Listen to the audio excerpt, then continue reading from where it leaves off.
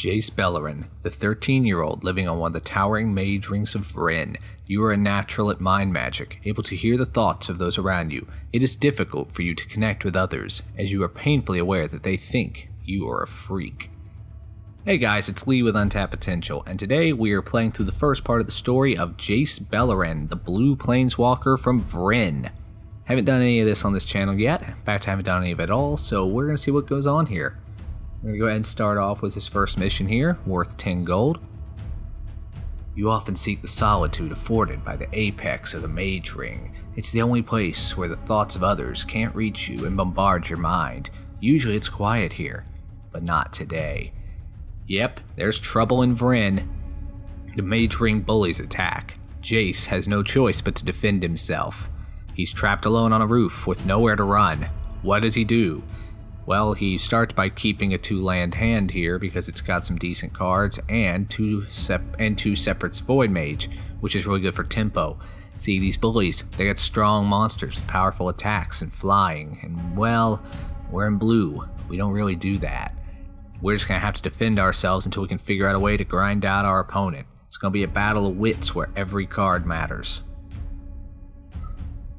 It's an aggressive start from the bullies as they're running out creatures and playing mountains. We can't block terribly effectively, but we managed to make a quick trade with our unblockable creature. And the opponent runs out his flying furnace whelp, which he can use 1 red mana to give it extra power. It's called fire breathing in the community. It's a very powerful ability, as it means he always has something to do with his mana, and it can hit hard and fast if we are not able to keep it in check. Severus Void Mage bounces it back, however, to keep the tempo up to allow us to build up a board presence, but it's only a temporary solution. We go ahead and attack here, offer our opponent a trade, and he doesn't take it. So we go ahead and play Nimbus the Isles, a flyer of our own. It's 3/3. We can use it to trade with the whelp if he'll let us, but our opponent's too savvy for that. So here comes a 4/4 flyer with haste. He chooses not to capitalize on that this turn, so we decide to return it to his hand and let him pay the cost again. We also decide to attack here with both our creatures, figuring that, hey, if he wants to trade for one of them, he's welcome to. He doesn't though, he takes the damage, which gets us closer to winning here. We're having to fight back, but here comes big damage. He attacks us for only 3 though, as he needs to keep up enough mana to replay his dragon, but that could have been a lot more if he'd sunk all his mana into it. Just gonna have to cross our fingers he doesn't. We use divination here to try to draw ourselves some more defenders, but only find a bunch of stuff that's too expensive to cast. We don't attack this turn. We just have to let it go back to our opponent, who hopefully doesn't have anything too degenerate up his sleeve. He attacks here, but only with one of the dragons. We choose to block here. He spends another mana to trade.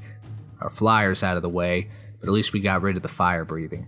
And unfortunately for him, we have another flyer, a 5/5 illusion.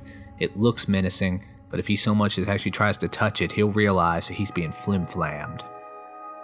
Fortunately though, the bully doesn't seem to be that smart. He falls for the trick. We use divination to draw 2 more cards, find ourselves a blind phantasm and yet another nimbus. We attack our opponent here with the 5/5. Again, let's see if he falls for the illusion. He does. He drops to 8. Okay. We can end this game in a real big hurry here since our opponent seems to be drawing nothing but lands. But finally, he wises up and throws out another spell to the field. Well, the first illusion was working so well, we decide to craft another. We attack with everybody. Our opponent's forced to trade with the illusion and lose both his creatures. We go ahead and play Nimbus the Tides. We'll hold the illusion back. Our opponent's in big trouble here. He thought our back was against the wall. It turns out his is. And as a parting gift, we throw Psychic Spiral at him to wipe him out, to throw a couple of his cards away and leave with a sound mind. But in the meantime, let's hit him with everything we got. That'll teach you to mess with Jace. Okay, so we actually finished a daily there, draw 20 cards. Divination works really well for that. I had a couple done going into this. Enraged by your defiance, the bullies throw you off the ring. You desperately cling to the edge. Before you know what's happening, you telepathically force one of the bullies to save your life. You've won the fight, but the danger your abilities pose has become painfully apparent. So what's next for Jace? Will he find the way to control his powers, or will his powers control him? Find out next time. This has been Lee with Untapped Potential, and thanks for watching.